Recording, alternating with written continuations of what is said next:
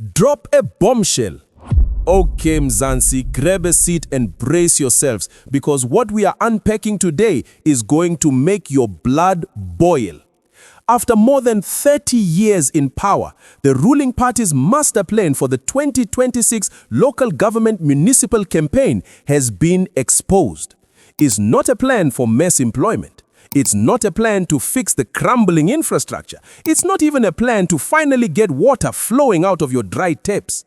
No, their grand strategy to secure your vote is a single loaf of bread. Yes, you heard me right. One loaf, one family. That is the actual message that was pushed to desperate South Africans on the ground. Gone are the days of the big electioneering budgets, the KFC buckets and the free campaign t-shirts. They have gone from finger-licking vote buying to straight-up crumbs. They are getting cheaper by the election. Welcome back to Mzansi PoliScope, your ultimate radar for the realist, unfiltered and hard-hitting political analysis in South Africa. We cut through the noise and decode the political jargon so you can see exactly what is happening in our country.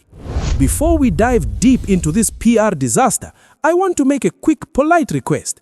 If you are tired of the mainstream media spin and value independent, analytical truth, please hit that subscribe button.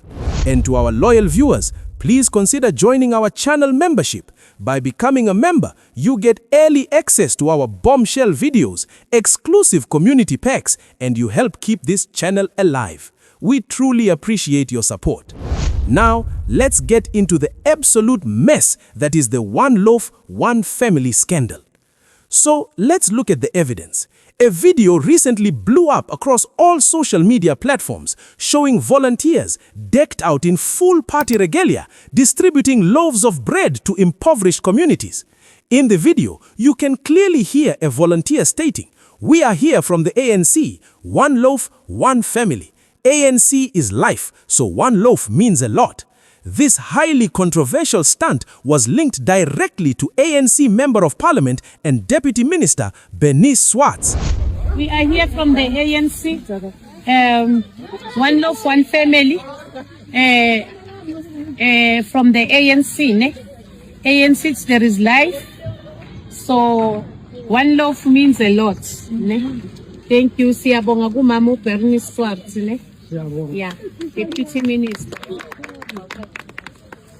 Let's pause and do the math because the disrespect here is staggering. South Africa currently has a population of over 65 million people. We are facing an economic crisis, a shrinking GDP, a youth unemployment rate that is a global tragedy, and provinces where the taps run completely dry for weeks. And the solution? A 15 rand loaf of bread. In political science, we use a jargon term called clientelism. In simple English, it means a political system where politicians purposely keep the masses poor so they can exchange cheap short-term favors, like a loaf of bread, for political loyalty. Instead of ending poverty, they are normalizing it. They are weaponizing hunger. Imagine betraying the future of 65 million South Africans for a slice of Albany or Sesco. You suffer for 5 straight years, no service delivery, terrible roads, broken hospitals, and your reward at the end of the term is a loaf of bread to share among a family of 5. What an absolute insult to our people. The electorate deserves sustainable service delivery, not a patronizing carbohydrate handout. I'm here from ANC. From the ANC, one loaf, one family. ANC is life. One loaf means a lot. One loaf is a lot. Thank you means a lot. Thank you, ANC. Of course, the minute this video hit the internet, the backlash was nuclear. South Africans did not hold back. Citizens, opposition parties, and civil society called it tone deaf and the ultimate sign of desperation. Even SANCO, the South African National Civic Organization, released a statement slamming the stunt, warning that our people should not be reduced to mere recipients of short-term handouts while long-standing needs for sustainable development are ignored. So, what does the ruling party do? They open the crisis management playbook and deploy what we call plausible deniability. Enter ANC national spokesperson Mahlengi Bengu. She immediately called a press briefing to distance the mothership from the entire fiasco. She stated firmly that this was not an authorized ANC program, that members cannot use ANC branding for private charity initiatives, and that those involved have been internally reprimanded. But let's read between the lines, Mzansi. Do we really believe this was just a rogue accident? This wasn't a random civilian. This was tied to a deputy minister. This is a classic political test run. You float a cheap populist stunt to see if it buys votes. If the community accepts it, you scale it up. If it blows up in your face and goes viral for the wrong reasons, you throw the foot soldiers under the bus and say, oh, we didn't authorize that. Whether it was officially stamped by Luthuli House or not, it exposes the devastating mindset of the political elite. They genuinely believe your constitutional right to a better life can be bought with bakery leftovers.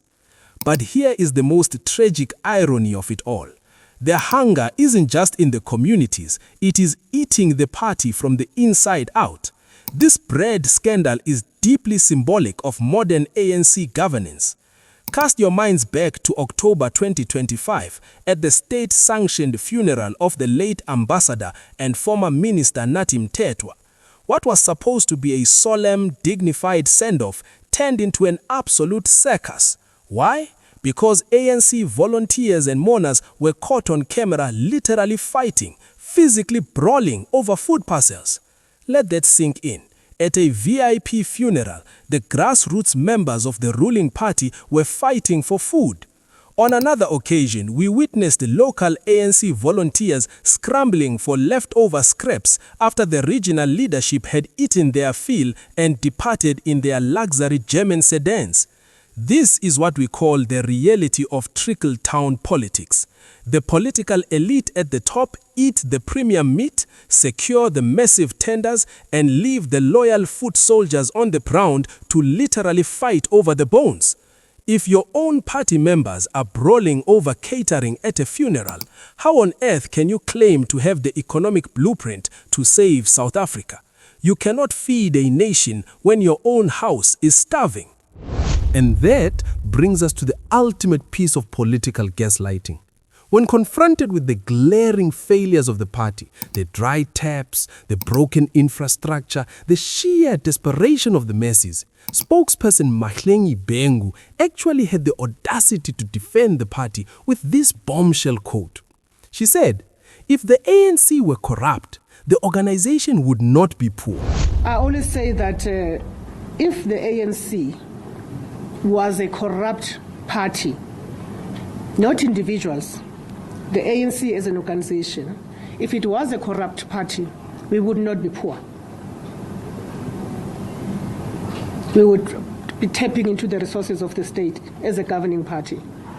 So that's something to note. But I can say that for sure, we're focusing on building and strengthening our machinery, and we need resources to be able to do so. And that work is ongoing.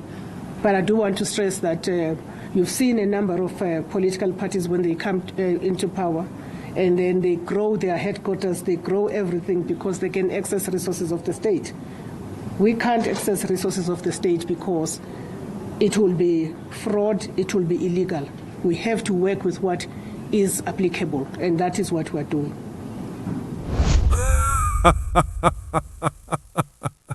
Make it make sense, South Africa. Let me break down this absolutely ridiculous logic. Bengu is trying to convince you that because the ANC as an organization is struggling to pay its own staff salaries, it means they are innocent of corruption. Let's clear the air and use some basic political economy here. Corruption does not enrich the institution, it enriches the individuals running the institution. The reason the party treasurer is broke is the exact same reason our state-owned enterprises like Eskom and Transnet were hollowed out. The money doesn't go into the official bank accounts, it goes into the pockets of the tenderpreneurs, the politically connected businessmen, it goes into offshore accounts and luxury estates. The party being poor doesn't prove a lack of corruption. It proves that the looters are so greedy they didn't even leave a cut for their own political home. And speaking of tenders, it begs the golden question: who won the contract to supply all that bread for the One Loaf campaign? In South African politics, even a 15 rand loaf of bread is a vehicle for a middleman to make R1 million profit off the state or the party's back. Mzansi, we need to wake up. The 2026 local government elections are going to be the most critical turning point in our democratic history. They are going to come to your neighborhoods. They are going to offer you a t-shirt, a piece of chicken, or a single loaf of bread. But remember this: you do not need their bread, you need the bakery. We need an economy that works, where a father or a mother can go to work, earn a dignified salary, and buy their own groceries without needing a politician to hand it to them for a photo opportunity. To not trade 5 years of your family's future for a one-day carbohydrate handout. But that's just my analysis. Now I want to hear from you. What do you think about the One Loaf, One Family scandal? Is it a sign that the ruling party has officially hit rock bottom, or is it just politics as usual? Drop your thoughts in the comment section below. I'm gonna be down there reading and replying to as many as I can. If you found this video insightful and you love the way we break down South African politics, please smash that like button to help the algorithm push the truth out there. Until next time, Mzansi, stay sharp, hold your leaders accountable, and never settle for crumbs. Peace.